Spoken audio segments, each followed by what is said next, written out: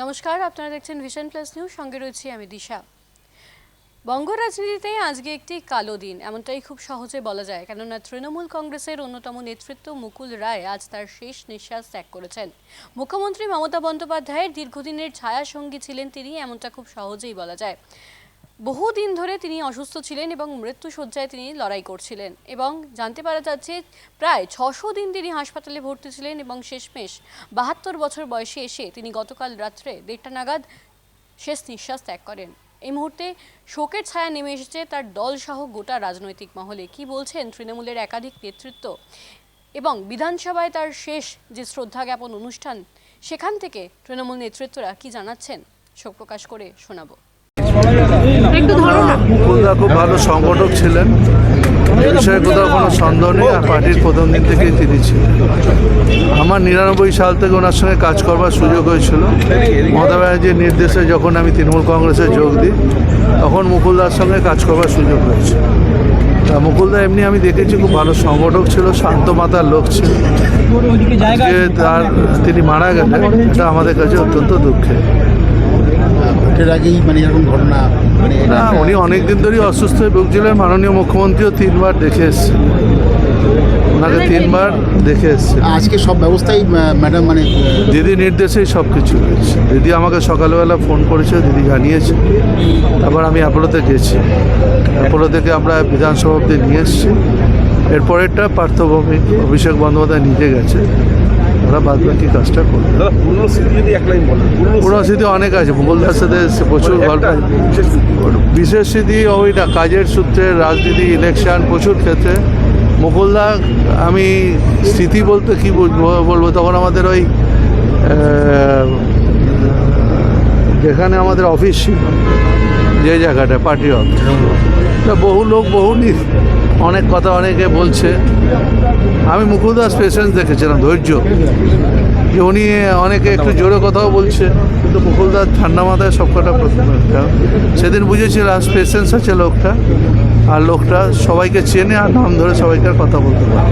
পরে রেগে গেছিলো, এই ভাই তারা বলছিস কেন, কিন্তু দেখলাম সব লোকের সঙ্গে একটা ঠিক কথা বললেন।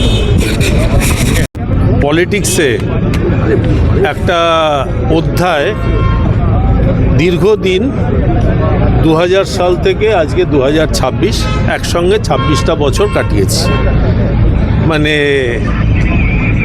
অনেক স্মৃতি আছে, কি বলবো। 100 কাপড়ের বাড়িতে লুচিও খেতে গিয়েছিলেন? না, সেটা তো আপনারা করেছেন। আমি নানুরে হত্যা হয়েছে, মমতাদি রেল মিনিস্টার খবর দিয়েছেন।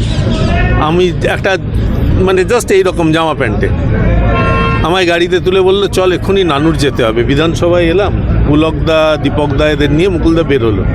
তাহলে আমার তো কিছু নেই, পরবো কি? বাড়ি গেলাম কাঁচরাপাড়া মুকুলদার, বৌদিকে বললাম একটা লুঙ্গি দাও আর একটু সেদ্ধ ভাত করে দাও, খাই। অনেক স্মৃতি আছে। রেলমন্ত্রী।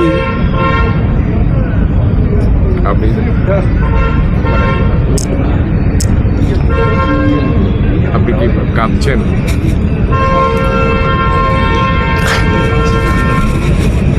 কিভাবে দেখছেন স্মৃতিচারণায় আমাদের দলের যে উত্থান, মমতা বন্দ্যোপাধ্যায়ের লড়াই, সেই লড়াইতে মুকুল নিঃসন্দেহে একটা ভূমিকা পালন করেছিল। আমরা সবাই একসঙ্গেই ছিলাম, মুকুল নিশ্চয়ই একটা ভূমিকা পালন করেছিল। বিশেষ করে একটা দিনের কথা আমি বলতে চাই, তখন মমতা বন্দ্যোপাধ্যায় দিল্লিতে দল তৈরি হচ্ছে। সেই সময় আমি সুব্রত বক্সী এবং মুকুল রায়, 3 জন আমরা ছিলাম মমতার এখানে কলকাতায়, আর মমতা বন্দ্যোপাধ্যায় ছিলেন দিল্লিতে। মমতা আমাদের কাছে জিজ্ঞেস করছিল যে কি হবে, আমাদের ওপিনিয়ন নিচ্ছিল আর কি, আমরা যারা সঙ্গে আছি। তখন সুব্রত বক্সী, মুকুল এবং আমরা 3 জনই একসঙ্গে বলছিলাম। প্রথমে আমি একটু আপত্তি করেছিলাম, কিন্তু পরে বলছিলাম ঠিক আছে, যে আমরা আছি।